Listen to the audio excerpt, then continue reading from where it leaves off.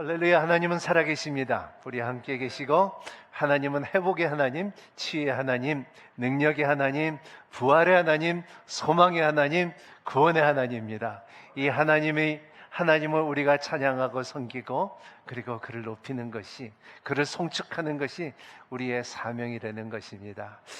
집에서 영상으로 예배를 드리는 모든 성도들, 인천 오늘리교회 성도들, 참으로 참 이번에 추석 때에 이렇게 여러분을 이렇게 영상으로만 뵀지만은 여러분 행복하십시오. 성령 충만하십시오. 진리석에 서십시오. 가정에 하나님의 축복과 감사와 기쁨이 넘치는 성도들이 되기를 예수님 이름으로 축복합니다. 느헤미야는 이때 참 귀한 말씀입니다. 느헤미야를 볼 때에 우리나라와 거진 비슷한 상황을 하고 볼 수 있습니다. 이재호 목사님께서 기도할 때마다 잿더미 걷던 우리의 나라에서 하나님께서 회복시켜 주시고 경제적으로 힘을 주시고 그리고 이제 이러한 나라를 세워주셨는데, 느헤미야도 1장서부터 이렇게 보면은 마찬가지로 참 잿더미 같은 성벽과 그리고 예루살렘을 볼 때에 이러한 그 하나님께서 그 나라와 그 백성과 이스라엘을 다시 세우고자 하는 것과 우리나라와 과거와의 거진 유사합니다. 그리고 그 외에 이렇게 보면은 산발락과 도비아와 그리고 이 아랍 사람들과 가나안 사람들의 핍박이 있었던 것처럼, 어려움이 있었던 것처럼 우리도 굉장히 어려울 때가 있었습니다. 우리가 지금 참 경제적으로도 어려워서 참 우리의 국민들이 참 탐방에 가서 다른 나라에 가서 노동을 하면서, 그리고 여자들은 간호사의 일을 하면서 아주 어려운 일들을 다른 사람들이 다른 나라에서 하지 않고자 하는 일들을 해나가면서 우리나라는 다시 극복하며 다시 쓰기 시작했습니다. 그리고 또 보면은 느헤미야를 보면은 이제 도비아와 산발락과 가나안 사람들에게 그 외부적인 공격이 있었지만 그거보다도 이제는 내부적인 갈등들이 생기는 것입니다. 그 갈등이 오늘 5장의 말씀입니다. 우리 이렇게 보면, 제가 옛날에 이렇게 보면 우리의 장례식을 가면은, 이렇게 장례식을 가면 사람들이 서로 마음을 쏟아놓고 형제들끼리 눈물을 흘리면서 부모님들을 미리 보내신 사람들을 같이 위로하는 모습들을 참 많이 봤는데, 이제는 참 이렇게 장례식을 가면은 가끔 이렇게 보는 것이 참 형제들 가운데 밖에서 싸우는 모습을 많이 봅니다. 왜냐하면 유산 때문에 누가 돈을 더 많이 받았다 안 받았다, 누가 그 재산을 더 많이 가졌냐 하는 그 싸움이 있는 것을 볼 때 참 가슴이 아픕니다. 오늘 이렇게 말씀을 보면은 오늘 말씀은 이제는 그 잿더미 같은 예루살렘을 이제 성벽을 건축하며 여러 가지 건축 가운데, 그리고 외부적인 공격이 있었는데도 불구하고 그들을 물리칠 수 있었던 힘이 있었고, 이제는 마지막으로 이제 내부적인 갈등이 시작합니다. 이것이 갈등이 왜 이루어졌냐 하면 비전이 없어서 그래요. 헬렌 켈러가 이렇게 말했죠. 세상에서 가장 가난한 사람은 돈이 없는 사람이 아니다. 세상에서 가장 가난한 사람은 꿈이 없고 비전이 없는 사람이라고 말한 것처럼, 우리의 나라의 우리의 백성들의 지금은 바로 우리가 이 비전을 다시 되찾으시고, 그리고 주님의 일을 할 수 있는 길을 열어줘야 돼요. 세상에서 불쌍한 사람은 그냥 태어나서 일이 없는 사람들이에요. 할 일이 없는 사람들이에요. 하지만은 우리가 할 일이 있고 하나님의 일을 찾아서 일을 한다면은 우리의 그 가운데 우리에게 소망이 생기고 비전이 생기고, 그리고 하나님은 살아계시다는 것을 말할 수 있는 것이 교회 아닙니까? 그러면은 그 일을 하면서 우리는 희망이 있어지고 천국이 있다는 것을 말할 수가 있습니다. 사람은요, 천국이 없다고 생각하면요, 하나님의 일을 할 수가 없다는 것을 말하고 있어요. 우리가 하나님의 일을 하면은 하나님의 일은 우리의 믿음, 우리의 인내, 우리의 우선순위를, 우리의 시험을 다 정리할 수 있는 힘이 있고, 그리고 우리 주변에 있는 귀한 성도들의 교제가 일을 할 때 압니다. 어떤 사람들은 일을 해보면은 가짜인 것 같아요. 어떤 사람들은 참 보석같이 하나님의 얼굴을 찾으며 일을 하는 사람들을 볼 때에, 우리 인천 오늘리교회는 이러한 이제 새로운 성전이 내년에 반드시 들어갈 것인데, 안 들어갈 수가 없는 사항인데, 반드시 들어갈 때 이러한 하나님께서 훈련되고 아름답게 세워진 우리의 인천 오늘리교회, 그리고 또 오늘리교회 성도들이 되기를 바랍니다. 느헤미야는 이런 비전이 있었습니다. 그래서 성을 열심히 쌓습니다. 돌아보지 않고 어떠한 환경이 있다 할지라도, 외부적인 공격이 있다 할지라도 두려워하지 않고 나갔습니다. 외부적인 공격은 매우 심했습니다. 산발락과 도비아, 사마리아 아라비아 사람들, 아몬 사람들 공격, 이러한 공격들은 빛내리시디 공격이 있었지만은, 느헤미야는 비전과 희망과 믿음이 있었기 때문에 두려워하지 않게 일어날 수 있습니다. 여러분의 삶 가운데서도 여러분, 망하는 게 무서운 것이 아닙니다. 암이 무서운 것이 아닙니다. 여러분의 재정이 어려운 것이 무서운 것 아니라, 여러분 내가 비전이 있느냐 없느냐 생각하는 여러분이 되시기를 바랍니다. 우리 인생에 살면서 우리의 짐은 무겁습니다. 누구나 여기 앉아있는 모든 성도들, 그리고 가정에서 영상으로 드리는 성도들 보면은, 인생을 볼 때는 인생은 짐이 무겁습니다. 그렇게 느껴집니다. 근데 이러한 짐이, 이러한 인생이 어려운 것은 어렵고 어렵습니다. 하지만은 비전이 없고 믿음이 없는 사람들은 이 짐이 더 무겁습니다. 하지만은 믿음이 있는 사람들은 이 짐을, 그리고 이 순간들을, 어려운 순간들을 쉽게 넘어갈 수가 있다는 것입니다. 그래서 마태복음 말씀의 11장에 보면 주님께서 무거운 짐진 자들아 다 내게로 오라는 것입니다. 주님께서 온 사람이고 믿음이 있는 사람들이면 이러한 방법들이 있기 때문에 쉽게 일어날 수가 있다는 것입니다. 그러면 믿음이라는 것은 무엇이냐? 믿음이라는 것은 간단합니다. 어렵게 말할 수가 있지만은, 믿음이라는 것은 자기 생각을 버리고 하나님의 뜻을 받아들이는 것이 믿음이에요. 우리는 너무나 우리 생각들이 많습니다. 그렇기 때문에 이러한 믿음이 있는 사람들은 반드시 기도를 합니다. 왜냐하면 기도는 우리의 삶의 무기이기 때문에. 하나님께서 우리에게 강력한 무기이기 때문에 세상을 이길 수 있는 힘을 주신 것이 기도입니다. 또 외부적인 공격이 있을 때 우리의 삶에 우리는 믿음이 없는 사람들에게는 원망과 불평이 생깁니다. 이스라엘 백성들을 보면은 자기의 이 애굽에 있었을 때 자기가 고기도 있고 부추도 있고 마늘도 있고 다 있었지만, 하지만 그의 정치성들은 노예였어요. 하나님의 백성인데도 불구하고 노예였어요.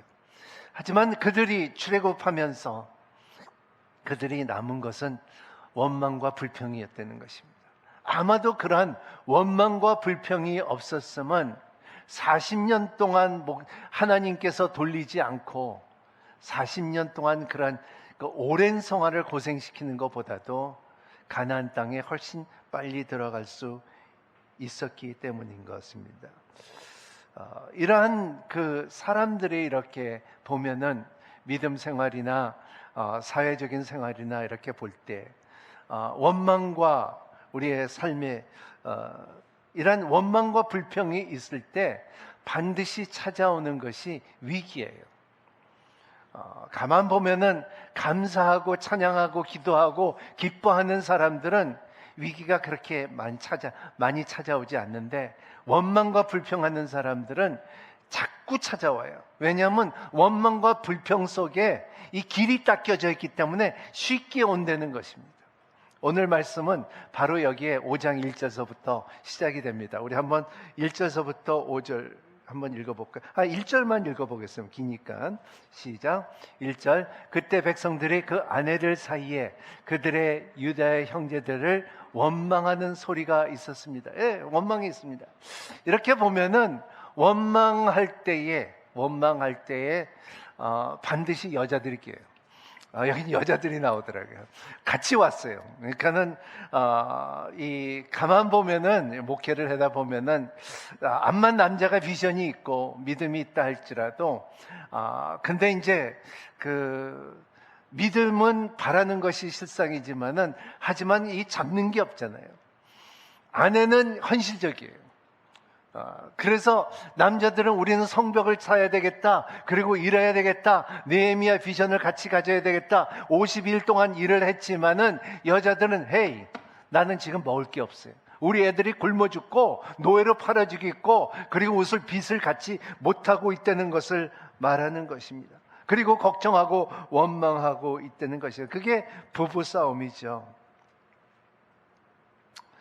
그 당시에 이스라엘 백성들은 이방인들의 돈을 빌려주는 건 괜찮지만은 이 같은 민족끼리 돈을 빌려준 것은 법에 어긋나는 일이었습니다. 그래서 하지만은 이 사항 때 이러한 그 바빌론의 영향을, 문화를 많이 받은 사람들이 돌아와서 이 예루살렘에 다시 건축을 하고, 그리고 예루살렘에 있었던 사람들도 거기에 이방인의 사람들과의 많이 혼합되었고 신앙이 흐트러졌을 때에 사람들은 자기의 사회적인 편리, 내가 돈이 많으니까 빌려주고 이자를 받고, 그리고 네가 딸이 있으면 노예로 사게끔 하겠고, 이러한 일들이 이뤄졌다는 것을 성경을 통하여 볼 수가 있습니다. 이게 왜냐하면 아까 말한 것처럼 원망과 불평이 항상 있었기 때문에 그렇습니다. 이렇게 보면은, 오늘 말씀에 보면은 네 종류의 사람이 있었어요. 첫 번째 사람들은 땅을 소유하고 있지만은 식량이 없습니다. 그래서 그때 사람들, 이제 성경의 오늘 말씀에 보면 그때 기근이 있었다 그랬습니다. 기근이 있었다. 우리 아버님께서 살아계셨을 때 항상 저에게 이렇게 하신 말씀이 있었는데, 그게 뭐냐면 감사할 줄 알라는 거예요. 왜냐하면 암만 부자라도, 대통령이라도, 암만 명예가 있는 사람이라도 3일 굶으면 다 같은 사람이라는 거예요. 오늘 기근이 있기 때문에 돈이 많고 땅이 많고 뭐가 있다 할지라도 사람들은 배고프다는 거예요. 원망이 있고 불평이 있었다는 거예요. 두 번째 종류의 사람은 땅을 소유하고 있지만 땅을 전당받아서 생활을 했습니다. 그래서 집까지 잡고 이자도 물면서 생비를 했다는 것을 성경을 통하여 볼 수가 있습니다. 세 번째 종류의 사람들은 왕에게 주어진 세금이 많아서 돈을 빌려서 세금을 냈다는 것입니다.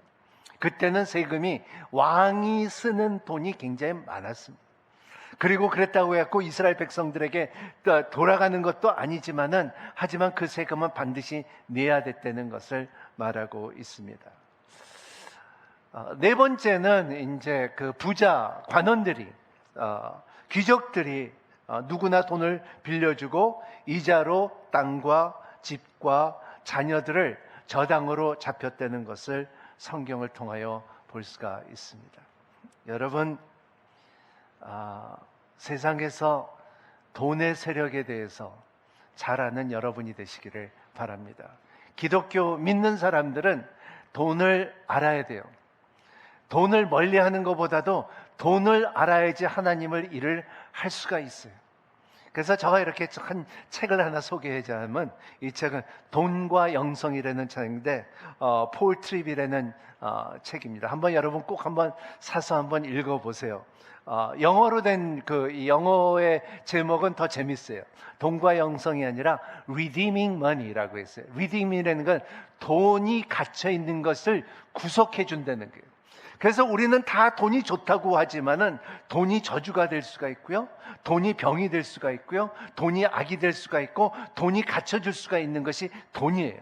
그렇기 때문에 이 돈을 구속해줘야 되는 것이 우리라는 것을 말하고 있어요. 이 개념이 다르죠?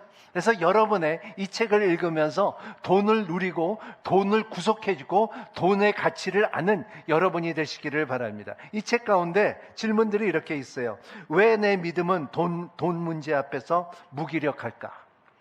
사람들은 믿음이 있다고 하지만 봉투 하나 갖고서 마음이 움직이는 사람들이 너무너무나 많다는 것입니다. 또 보면 다 가졌던 아담과 하와는 뭐가 부족했습니까? 너무 모든 것이 다 넘쳤는데 다스리고 번성할 수 있는 힘이 있었는데 뭐가 그들이 부족했을까? 그 질문 중에 하나인데 그 책에 나오는데 참 재밌더라고요. 내 돈이 오롯이 내 돈인데 내 마음대로 쓰겠다는 게. 제가 이렇게 미국에 있으면서 한국에서 돈 많이 갖고 온 사람들을 이렇게 보면은 그러니까 저만 아니라 다 말하는 것이 한국 돈 많은 아줌마들 그들의 이름이 누구야 그러면 그 아줌마 이름은 그거 얼마야? 그게 이름이래, 본명이래요. 그러니까 모든 것이 다 얼마야라고 이렇게 소문난 사람들이 있습니다.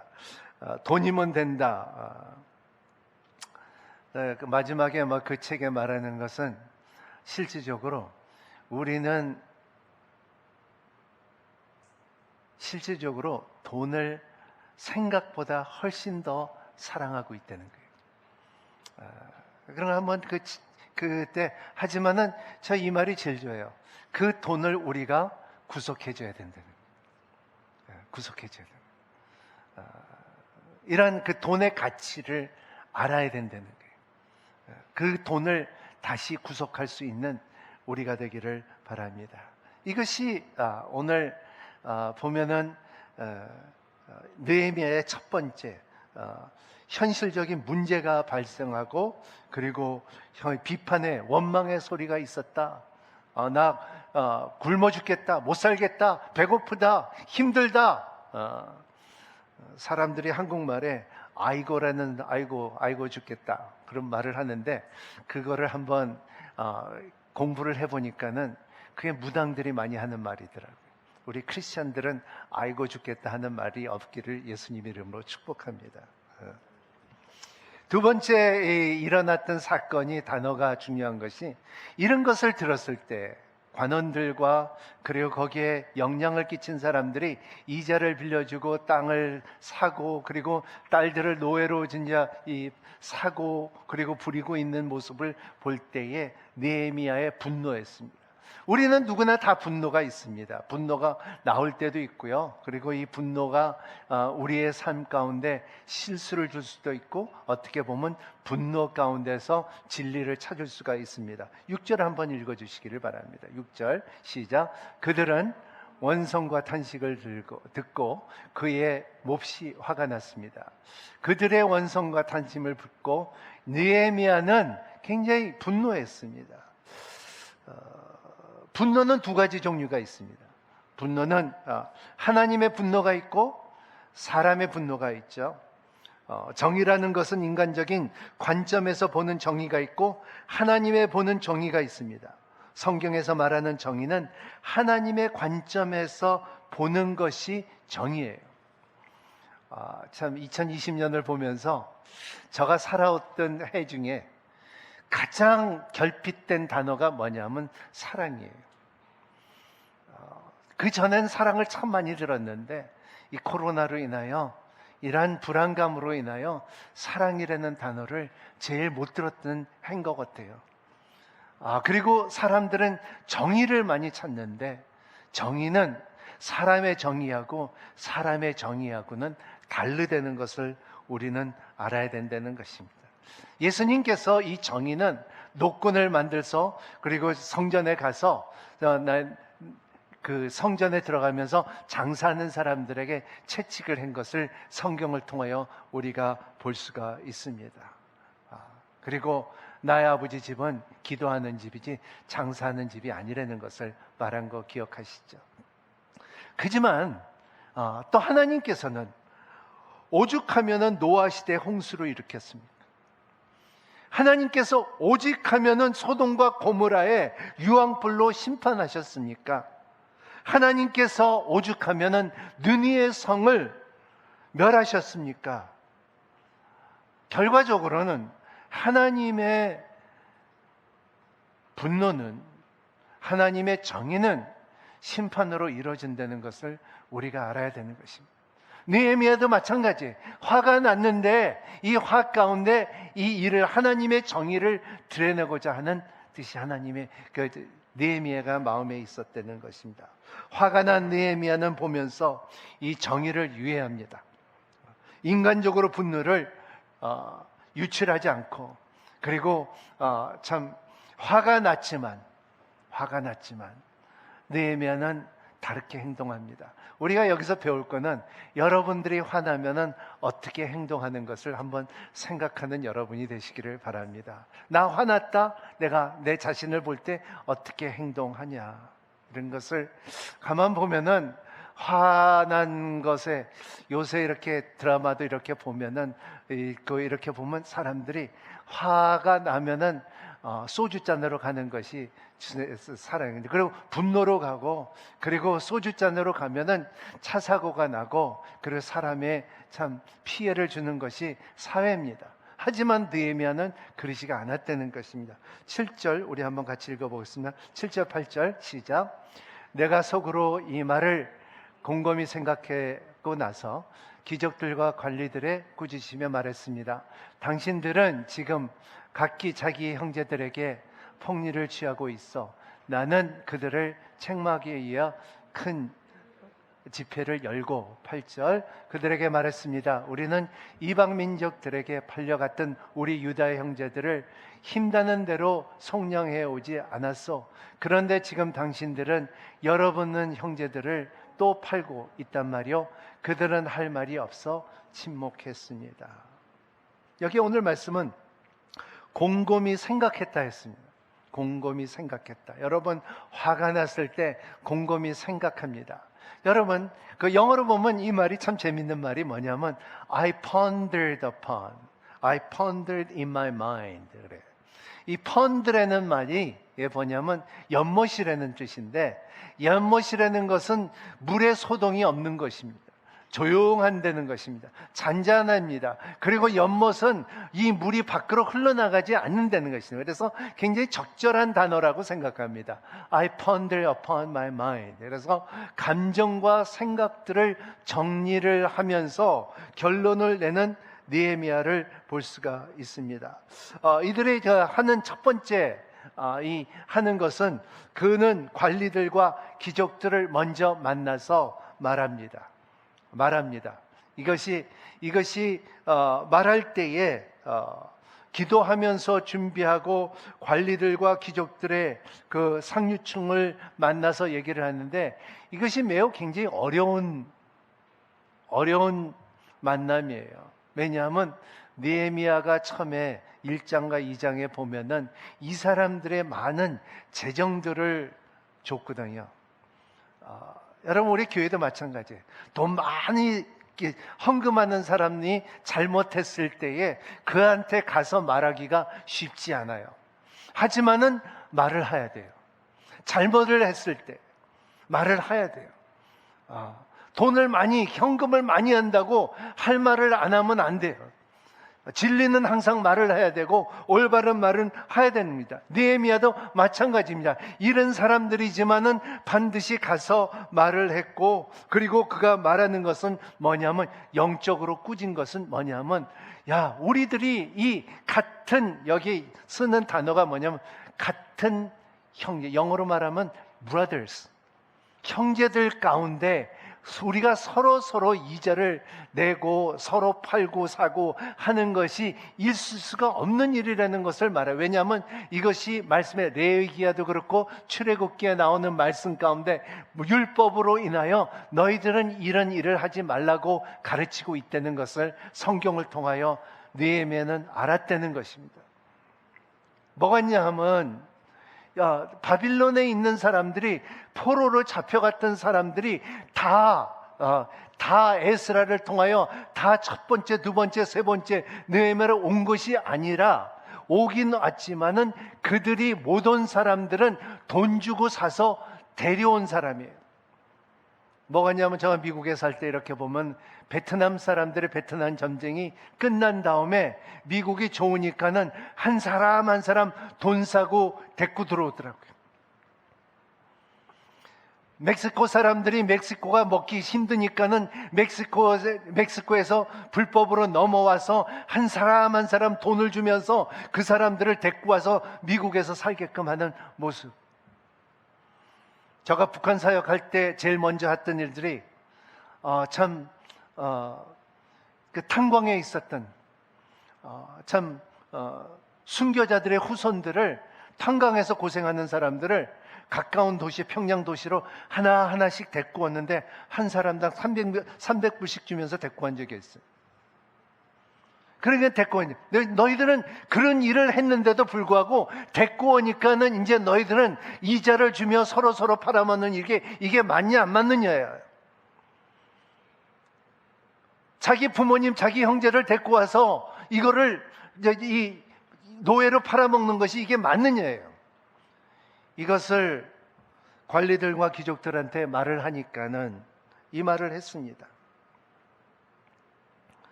이러한 형제들이요, 이러한 논리를 말했습니다. 요즘 시대도 이런 일이 자주 일어나죠. 느헤미야 시대와 지금과 그렇게 크게 다른 점이 없습니다. 돈이 많은 사람들은, 부자들은 돈을 계속 벌고, 그리고 서민들은 계속 가난한 것이 우리 삶의 빈부 차이가 너무나 많은 데가 우리 한국이에요. 제가 미국에서 일어났던 일은, 법무부 장관이 차를 사는데, 미국에서는 차 살 때 그 제 가격으로 사는 사람은 없어요. 차를 살 때는 반드시 몇천 불씩 깎아야 되는 것이 미국, 그러잖아요. 반드시 깎아야 되는 것이, 안 깎았다면 봐버리는 거죠. 근데 법무부 장관이 차를 사는데 못 깎았어요. 깎을 수가 없어요. 왜냐하면 자기의 권력을 남용할까 봐. 그것이 정치예요. 우리도 마찬가지. 우리가 위치가 있어갖고, 우리가 힘이 있고 권력이 있다고 해서 가서 깎아달라고 달라고 하면 안 된다는 것을 말하는데, 그때나 지금이나 마찬가지. 이따 말씀을 보면은 느헤미야는 부동산을, 땅을 사지 않았다고 말했어요. 여러분, 정부와 그리고 정치가들이 땅을 사면 안 돼요. 자기가 일을 하고 있는 동안에는 부동산 투자를 하면 안 된다는 거예요. 느헤미야는 그 모범을 정확하게 보여줬다는 것을 성경을 통하여 말하고 있습니다. 세상은 세력과 돈과 항상 손을 잡습니다. 이러한 현실 가운데서도 느헤미야는 영적으로 일들을 실행하고 진행을 하고 있습니다. 여러분의 어려운 가운데서도 항상 영적으로 해석하는, 그리고 실행하는 여러분이 되시기를 바랍니다. 느헤미야에 세 가지가 중요한 사건이 있었는데, 첫 번째는 하나님의 정의를 실천하는 것이었습니다. 9절 한번 읽어주시기를 바랍니다. 시작. 그래서 내가 계속 말했습니다. 당신들이 하는 일을 옳지 못하오. 이제 여러분의 이방 민족들의 비방을 피하기 위해서라도 우리의 하나님을 경외하며 살아야지 않겠어.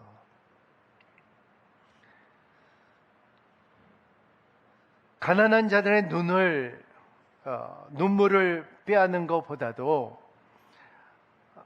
우리는 하나님의 정의를 실천할 수 있는 삶을 살아야 된다는 거예요.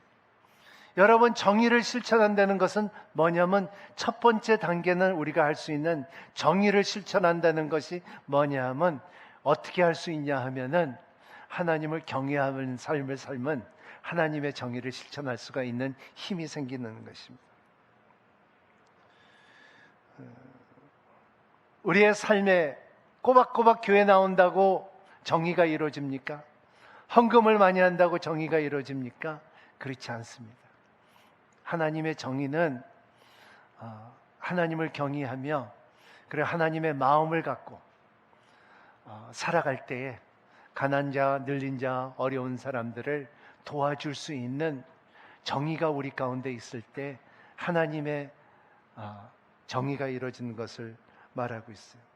그러한 정의가 선포가 되고 그리고 하나님의 경외하는 사람들이 일을 하면은 사람들의 주위에 있는 사람과 영향을 받은 사람들은 누리는 게 있습니다. 그게 뭐냐 하면 freedom, 자유예요.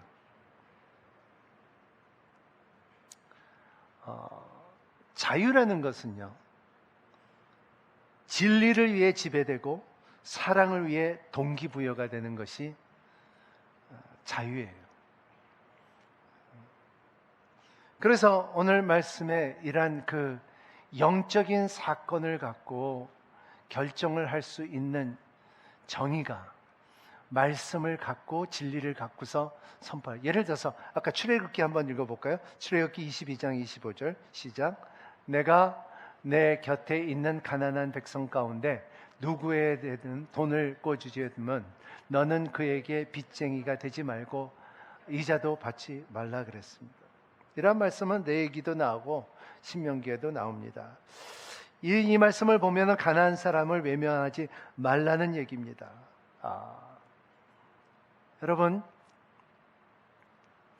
성지순례 가면은 이스라엘 가는 이렇게 보면은 느끼는 게 있어요. 이제 김희정 목사도 이스라엘 다녀왔잖아요. 다녀오면은 이스라엘에 가면은 이스라엘 땅에는 거지가 없어요.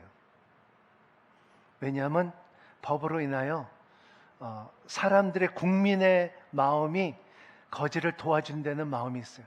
미국도 기증을 가장 많이 하고 헌금과 기증과 그리고 세금을 제일 많이 내는 사람들이 이스라엘 사람들이에요. 근데 팔레스타인은 가면은 어디를 가든지 사람들이 $1 하면서 따라다니는 거예요.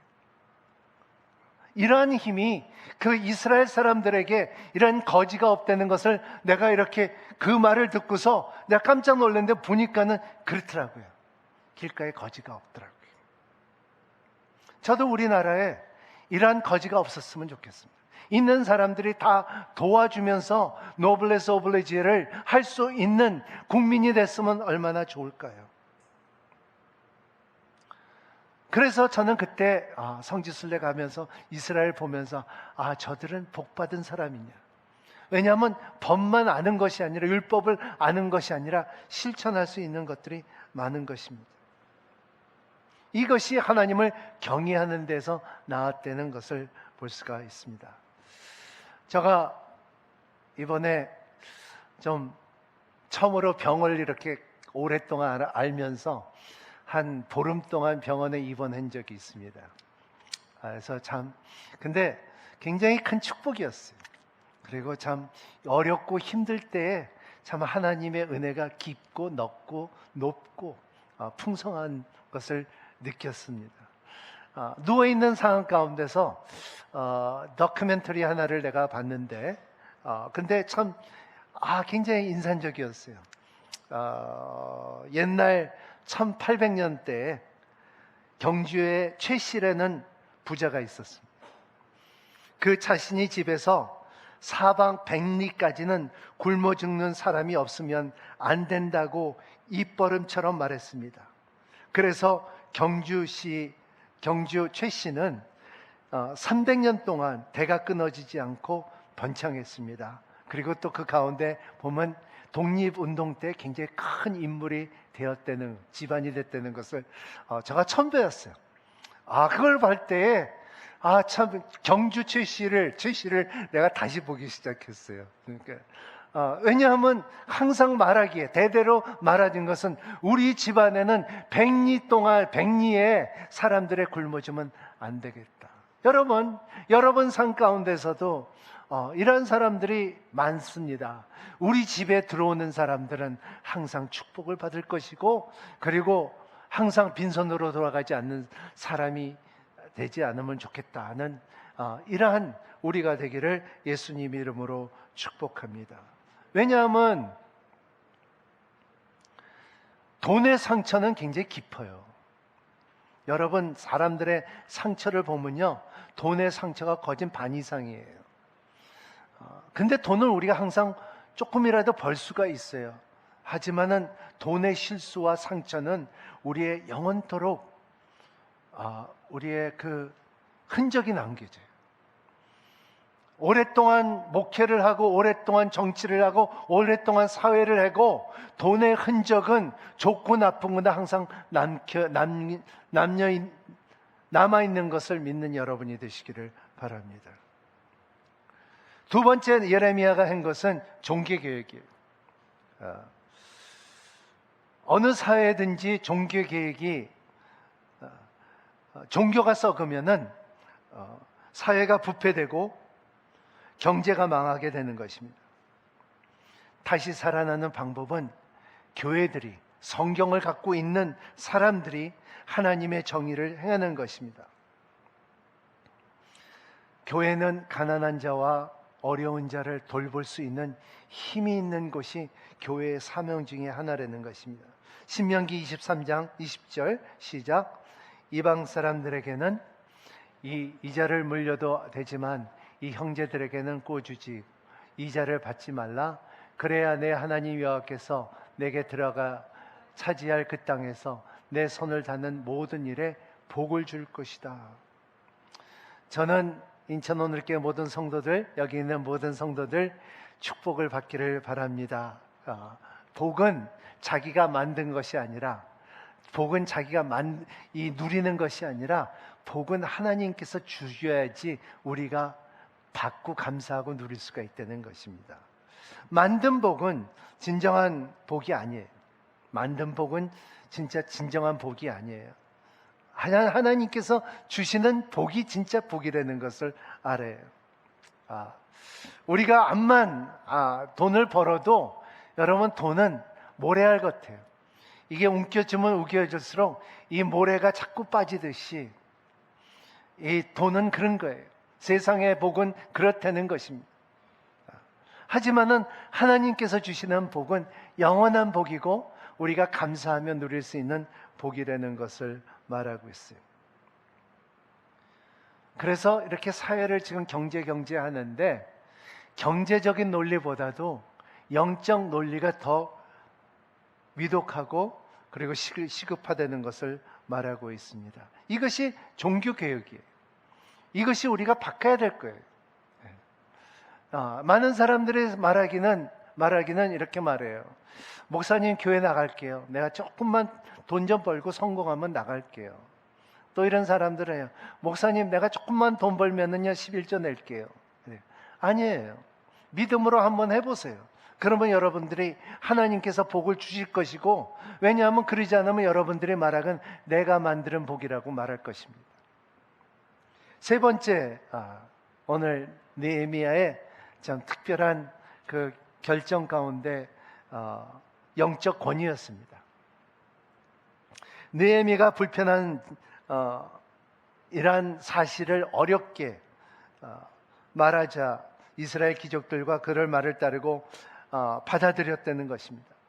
보통 권리가 있고 그리고 이 기득권이 있는 사람들은 이런 주의 종들의 말을 안 들어요. 왜냐하면 돈이 더 세고 내 권력이 더 중요하고 그리고 나는 힘이 있다고 생각하지만은 느헤미야는 기도하고 곰곰이 생각하고 그리고 진리를 말하고 성경을 말씀을 꺼내고 말하니까는 이들이 들었다는 것을 말하고 있어요. 12절 13절 같이 읽겠습니다. 그들이 말했습니다. 우리는 돌려주고 그들에게 아무것도 받지 않겠습니다. 말씀하신 대로 다 준행하겠습니다. 그래서 내가 제사장들을 불렀고 귀족들과 관리들로 하여금 약속대로 하겠다고 맹세시켰습니다. 13절 나는 또한 내 주머니를 털어보면서 말했습니다. 이 약속을 지키지 않는 사람은 하나님께서 이러한 식으로 이 집과 재산을 털어버릴 것이고, 이러한 사람들은 털리고 털어서 마침내 빈털터리가 될 것이요, 이 말을 모든 회중에 아멘하고 여호와를 찬양했습니다. 그 다음 백성들은 약속을 이행했습니다. 네, 자기 주머니를 털털 털었어요. 이렇게 털털 털었어요. 주머니를 이스라엘 백성의 습관 가운데 주머니를 이렇게 털고, 그리고 신발을 벗고 먼지를 터는 습관이 있어요. 왜냐하면 이것은 진심으로 아멘으로 말했고 아멘으로 받았으면은, 이거를 지키지 않으면은 하나님께서 너희들에게 그대로 반대로 갚아주겠다는 것을 말하고 있어요. 그래서 오늘 말씀에 느헤미야는 너희들이 이렇게, 내가 주머니를 털면서 내가 옷자락을 말하고 있죠. 마찬가지입니다. 그래서 신발의 재를 털면은, 이렇게 보면은 하나님께서 너희들을 맹세한 너희들 가운데 이렇게 하지 않으면 우리 모두 다 빈털터리가 된다는 것을 말하고 있습니다. 너의 돈이 다 없어질 것이다. 너의 부는 없어질 것이다. 빈털터리가 될 것이다. 느헤미야는 12년 동안 이러한 사역을 하면서 이러한 리더십의 영향을 끼쳤습니다. 느헤미야는 기도의 리더십을 가졌고, 비전의 리더십을 가졌고, 겸손의 리더십을 가졌고, 리더십을 강동하여 사람들을 따르고 순종하는 사람들을 많이 발굴했다는 것을 성경을 통하여 볼 수가 있습니다. 오늘 말씀을 계속 이렇게 보면요, 느헤미야는 자기가 왕에 받은 월급으로도 충분하게 살았다는 것입니다.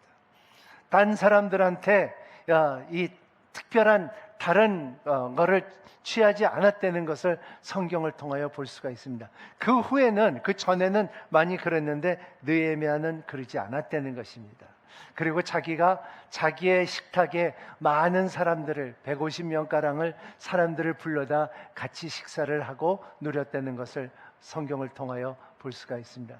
여기에 가장 오늘 말씀의 요절은 무슨 말씀이냐면 19절에 있습니다. 19절 한번 읽어볼까요?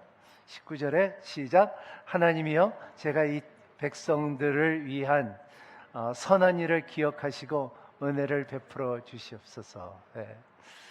따라합니다. 하나님이여, 내가 베풀은 선한 일을 기억하여 주시고 은혜를 주시옵소서.